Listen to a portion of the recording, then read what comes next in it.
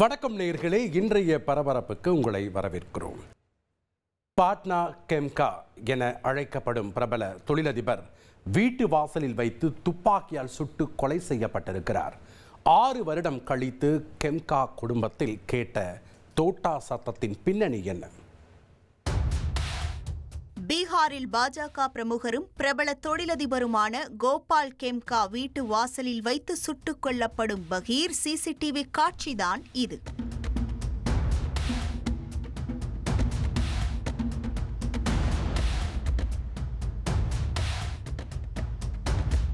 வீட்டு வாசலில் மறைந்திருந்த மர்ம நபர் கார் வந்து நின்றதும் கண்ணிமைக்கும் நேரத்தில் தொழிலதிபரை சரமாரியாக சுட்டுக் கொன்றுவிட்டு எஸ்கேப் ஆகியுள்ளார். அந்த கொலைக்கு நீதி கேட்டே பீகாரில் போராட்டம் வெடித்திருக்கிறது.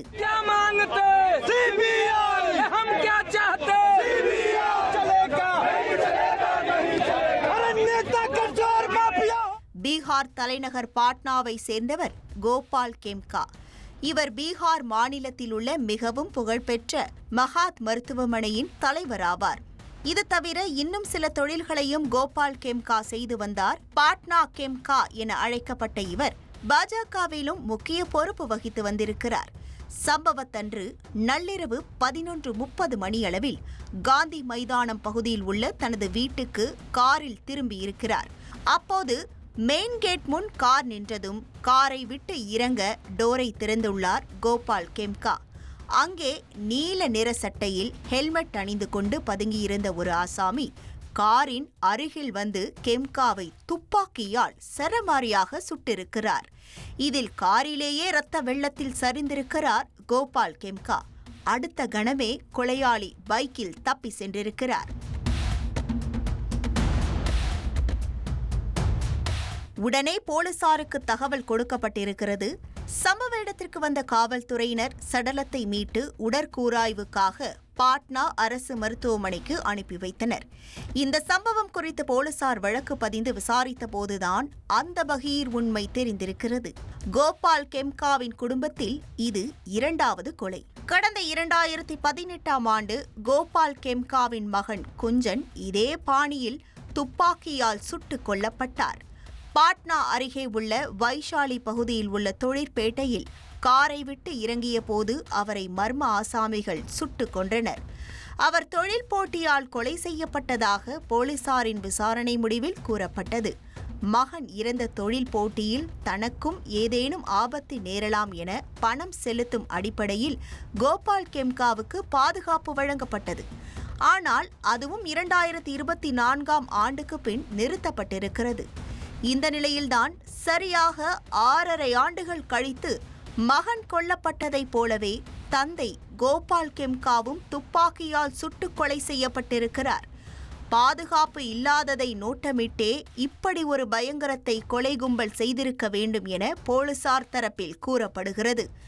மேலும் கோபால் கெம்காவின் கொலை அரசியல் களத்தில் பெரும் பரபரப்பை ஏற்படுத்தியுள்ளது. பல அரசியல் கட்சித் தலைவர்களும் பீகாரில் சட்டம் ஒழுங்கு மற்றும் மக்களின் பாதுகாப்பு குறித்து கேள்வி எழுப்பி வருகின்றனர். கோபால் கெம்காவின் கொலைக்கு நீதி கேட்டு அவரது ஆதரவாளர்கள் போராட்டத்தில் ஈடுபட்டு வருகின்றனர்.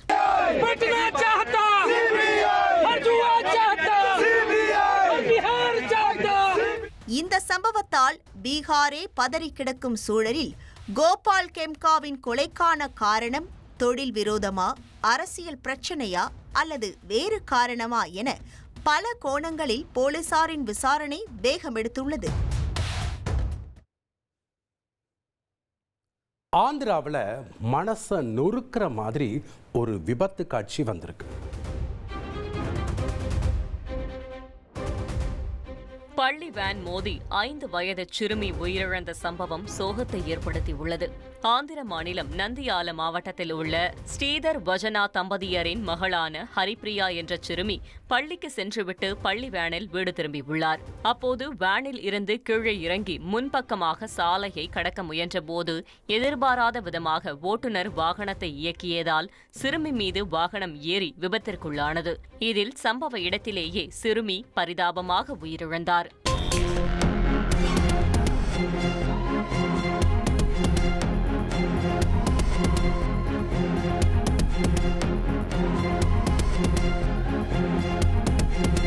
விபத்து தொடர்பாக போலீசார் வழக்கு பதிவு செய்து விசாரித்து வருகின்றனர். சீன் காட்ட ஸ்டண்ட் பண்ண இளைஞருக்கு ஃபைன் போட்டு அட்வைஸ் கொடுத்திருக்கு போலீஸ். ராஜஸ்தானில் ஆபத்தான முறையில் ஸ்டண்ட் செய்த இளைஞரை போலீசார் கண்டித்து 6,500 ரூபாய் அபராதம் விதித்துள்ளனர். ராஜஸ்தான் மாநிலம் ஜெய்ப்பூரைச் சேர்ந்த இம்ரான் என்ற இளைஞர் தனது சமூக வலைதளத்தில் ஃபாலோவர்ஸ் எண்ணிக்கையை அதிகரிக்க சாலையில் ஸ்டண்ட் செய்துள்ளார்.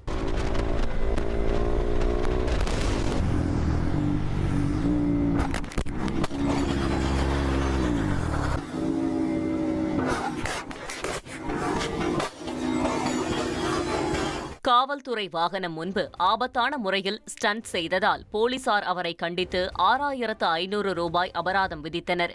மேலும் அவரது இருசக்கர வாகனத்தையும் பறிமுதல் செய்துள்ளனர்.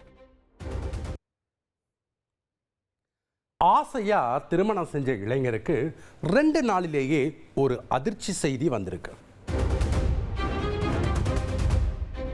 கன்னியாகுமரியில் திருமணமான 2 நாட்களில் மணப்பெண் மாயமான சம்பவம் பரபரப்பை ஏற்படுத்தியுள்ளது. கொட்டாரம் பகுதியின் அருகே உள்ள செல்வன்புதூரைச் சேர்ந்த கண்ணன் என்பவரின் முதல் மனைவி உயிரிழந்த நிலையில் அவருக்கு புரோக்கர் மூலம் தென்காசியைச் சேர்ந்த தேவி என்ற இளம்பெண்ணுடன் திருமணம் நடந்துள்ளது. இந்த சூழலில் திருமணமாகி 2 நாட்கள் இருவரும் கணவன் மனைவியாக வாழ்ந்து வந்ததாக கூறப்படுகிறது. பின்பு கடந்த ஜூலை 1ஆம் தேதி வீட்டில் யாரும் இல்லாத போது தேவி வெளியே சென்றதாக தெரிகிறது. இந்நிலையில் தனது மனைவியை காணவில்லை என கண்ணன் போலீசில் புகார் அளித்துள்ளார். இதுகுறித்து வழக்கு பதிவு செய்த போலீசார் மாயமான இளம்பெண்ணை தேடி வருகின்றனர். 30 ஆண்டுகளை கடந்தும் மராட்டி தனக்கு பேச வராதுன்னு சொன்னவரோட அலுவலகம் சூறையாடப்பட்ட சம்பவம் பரபரப்பை ஏற்படுத்தியிருக்கு. மகாராஷ்டிராவில் மராத்தி தெரியாது என கூறிய தொழிலதிபரின் அலுவலகத்தை நவ நிர்மான் சேனா கட்சியினர் சூறையாடிய சம்பவம் மீண்டும் பரபரப்பை ஏற்படுத்தியுள்ளது. மகாராஷ்டிரா மாநிலத்தில் ஹிந்தி மற்றும் மராத்தி மொழி சர்ச்சை தலை தூக்கி உள்ள நிலையில் மராத்தி பேசாத நபர்களின் மீது நவ நிர்மான் சேனா கட்சி தொண்டர்கள் தொடர்ந்து தாக்குதல் நடத்தி வருகின்றனர். இதனிடையே 30 ஆண்டுகளை கடந்தும் மராத்தி தனக்கு பேச வராது என கூறிய தொழிலதிபர் சுசில் கேடியாவின் அலுவலகத்தை முற்றுகையிட்ட மொழி ஆதரவாளர்கள் கற்களை கொண்டு வீசி தாக்குதல் நடத்தினர். ஹிந்தி மராத்தி குறித்து தொடர்ந்து எழும் சர்ச்சைகளாலும் மோதல்களாலும் பதற்றமான சூழல் நிலவுகிறது.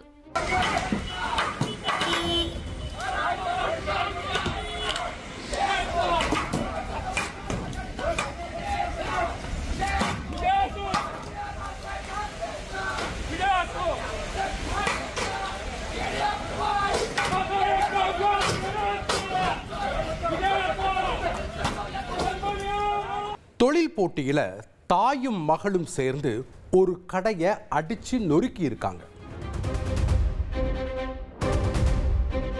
கரூர் மாவட்டம் குளித்தலை கடம்பவனேஸ்வரர் கோவில் பகுதியில் பூஜை பொருட்கள் விற்பனை செய்யப்படும் கடையை தாயும் மகளும் சேர்ந்து அடித்து நொறுக்கிய சம்பவம் பரபரப்பை ஏற்படுத்தியுள்ளது. இல்லக்கா வேணாக்கா, நீங்க ஒம்பளுக்கு இருக்கா அக்கா, நீங்க ஒம்பளுக்கு இருக்கா அக்கா, நீங்க ஒம்பளுக்கு இருக்கீங்க அக்கா, ஒம்பளுக்கு இருக்கா அக்கா, ஒம்பளுக்கு வேணாக்கா வேணாக்கா, ஒம்பளுக்கு இருக்கா ஒம்பளுக்கு இருக்கா அக்கா, ஒம்பளுக்கு இருக்கா அக்கா.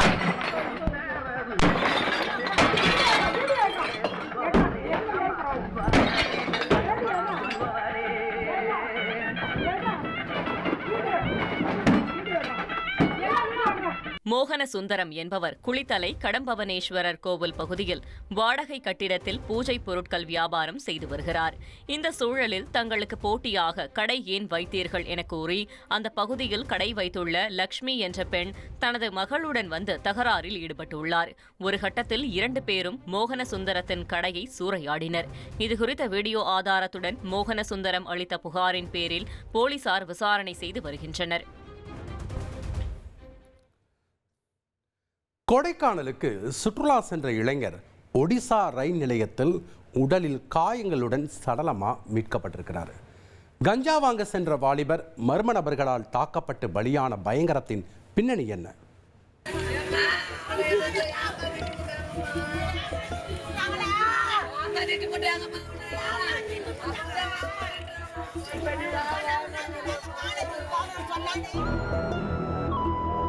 ஆசையாய் பெற்று வளர்த்த ஒற்றை மகனை பறிகொடுத்த ஒரு தாயின் ஆதங்க வார்த்தைகள்தான் இது.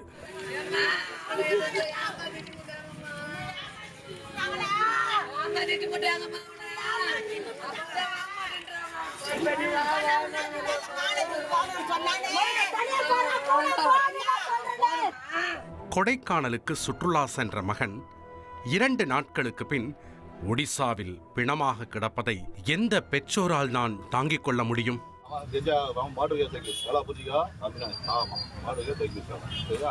போய் வாங்கி வந்து அதனால நான் போறேன்டா, வேண்டாம் நீ வேணாடா, உனக்கு இதெல்லாம் பழகலாடா அப்படின்னு சொல்லியிருக்கிறான். இல்லைண்ணா நானும் வரேன்டா, எனக்கு காமிச்சிரு, ஒரே ஒரு வாட்டி எனக்கு இடத்த மட்டும் காமிச்சிரு அப்படின்னு இவனெல்லாம் வாரண்டியாக போய் இது பண்ணுறான். அப்போ இவன் கூப்பிட்டு போகிறான், ட்ரெயினில் போகிறாங்க, போய் இறங்குறாங்க. இறங்கி அங்கே எஞ்செல்லாம் வாங்கிடுறாங்க.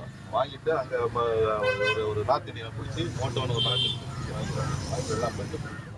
திருவள்ளூர் மாவட்டம் புல்லரம்பாக்கம் பகுதியைச் சேர்ந்தவர் ஹரி ஜோதி. ஆட்டோ ஓட்டுநரான இவருக்கு ஒரு மகன் ஒரு மகள் என 2 பிள்ளைகள் உள்ளனர். அதில் அஜய் என்ற 22 வயதான மகன் கடந்த 28ஆம் தேதி நண்பர்களுடன் கொடைக்கானலுக்கு சுற்றுலா சென்றிருக்கிறார். 2 நாட்களுக்கு பின் பெற்றோரை தொடர்பு கொண்ட அஜய் தான் ஒடிசாவில் இருப்பதாகவும் சில மர்ம நபர்கள் தன்னை கடத்தி வைத்து பணம் கேட்டு மிரட்டுவதாகவும் கொடுக்கவில்லை என்றால் கொன்று விடுவோம் என கூறி தாக்குவதாகவும் அழுது புலம்பியிருக்கிறார். நைட்டு 1:30 மணிக்கு போன் வருதுப்பா, எப்பா என்ன இந்திக்காரங்க புடிச்சு வச்சுக்கிட்டு என் கைய வெட்டுறானுங்க, லட்சக்கணக்குல துட்டு கேக்குறானுங்க. அக்கா அக்கா நீ என்ன காப்பாத்துக்கா, அவங்க கேக்குற பணத்தை குத்துரு என்ன சாவ வச்சிருவாங்கக்கா. கத்தி வச்சு நிக்கிறாங்க என் பக்கத்துல, கத்தி வச்சு நிக்கிறாங்க, எனக்கு பயமா இருக்குதுக்கா, நீ தான் காப்பாத்துவ என்ன. அக்கா பணத்தை அமுச்சு வச்சுட்டுன்னு சொல்றாங்கக்கா. உடனே அஜயின் பெற்றோர் இது குறித்து புல்லரம்பாக்கம் காவல் நிலையத்தில் தகவல் கொடுத்திருக்கிறார்கள். அடுத்த கணமே விசாரணையை தொடங்கிய போலீசார் தனிப்படை அமைத்து ஒடிசாவுக்கு விரைந்துள்ளனர். அங்கே அவர்களுக்கு காத்திருந்தது பெரும் அதிர்ச்சி. ரயில் நிலையம் அருகே உடலில் காயங்களுடன் சடலமாக கிடந்திருக்கிறார் அஜய். இது குறித்து ஒடிசா பாரப்புல்லா காவல்துறையினர் சந்தேக மரணம் என வழக்கு பதிவு செய்து விசாரணை நடத்தி வருகின்றனர். அதேபோல அஜய் காணாமல் போனதாக அளிக்கப்பட்ட புகாரின் பேரில் புல்லரம்பாக்கம் காவல்துறையினர் ஆழ்கடத்தல் வழக்கு பதிவு செய்து விசாரணை நடத்தியுள்ளனர். அதில்தான் பல திடுக்கிடும் தகவல்கள் வெளிவந்தன.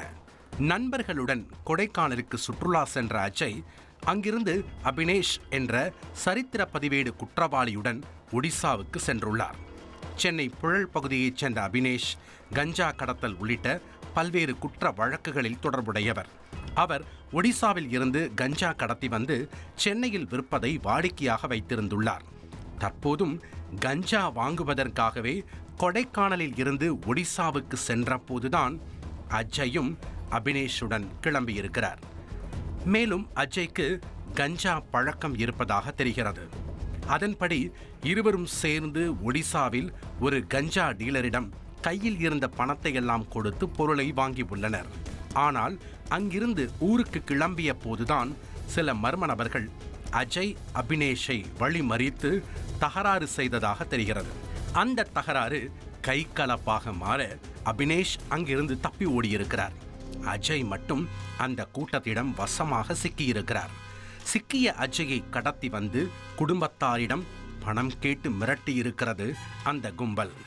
ஆனால் முடிவில் அஜயை கொன்று ரயில் நிலையம் அருகே வீசிவிட்டு சென்றிருக்கலாம் என போலீசார் தரப்பில் சொல்லப்படுகிறது. மேலும் தப்பிச் சென்ற அபினேஷையும் போலீசார் வலை வீசி தேடி வருகின்றனர். இதனிடையே அஜய் மரணத்திற்கு உரிய விசாரணை நடத்த வேண்டும் என அவரின் பெற்றோர் மற்றும் உறவினர்கள் சாலை மறியலில் ஈடுபட முயன்றனர். அப்போது காவல்துறையினர் அவர்களை தடுத்து உரிய நடவடிக்கை எடுப்பதாக உறுதியளித்ததை அடுத்து கலைந்து சென்றனர். இதற்கிடையில் அஜய்க்கு நடந்தது திட்டமிட்ட கொலை எனவும் அதே பகுதியைச் சேர்ந்த சிலர் முன்விரோதம் காரணமாக ஒடிசாவுக்கு அழைத்துச் சென்று அவரை கொன்றதாக பெற்றோர் தரப்பில் குற்றம் சாட்டப்படுகிறது. இந்த சேட்டு ஜெகன்மோகன் இவங்க 3 பேரும் சேர்ந்து இவனை அடிக்ட் பண்றாங்க. போதைப் பொருளுக்கு அடிக்ட் பண்ணி இவனை யாருக்கும் தெரியாம இவன் தனியா எங்கேயுமே போக மாட்டான் சார். இவன் தனியா எங்கேயுமே போக மாட்டான். பிளான் பண்ணி கூட்டிட்டு போயிட்டு டூர்னு சொல்லிட்டு தனியா அனுப்புறாங்க. யாருமே கூட இருக்கிற பசங்க யாருமே வேணான்னு சொல்லிட்டு கூட அனுப்புறாங்க சார். கூட அனுப்பிச்சிட்டு அங்க என்னவோ பண்றாங்க. இவங்க மேல கேஸ் போகக்கூடாதுன்னு சொல்லி கேஸ் மாத்துறதுக்காக காசு கேட்டு மிரட்டுறாங்க. ஒரு வாட்டி 2 வாட்டி கால் பண்ணாங்க. அவ்வளவுதான் சார். சும்மா சொல்லணுமேன்றதுக்காக தான் கால் பண்ணி காசு கேட்டாங்க. அதுக்கப்புறம் சுவிட்ச் ஆஃப் பண்ணிட்டாங்க. காசு இல்ல மோட்டிவ் கிடையாது சார் அவங்களுக்கு.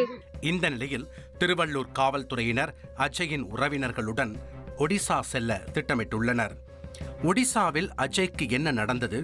அந்த மர்ம நபர்கள் யார்? ஏன் அஜயை கடத்தி கொலை செய்தனர்? கஞ்சா கடத்தல் விவகாரமா அல்லது வேறு ஏதேனும் காரணமா என பல கோணங்களில் விசாரணை தொடர்கிறது.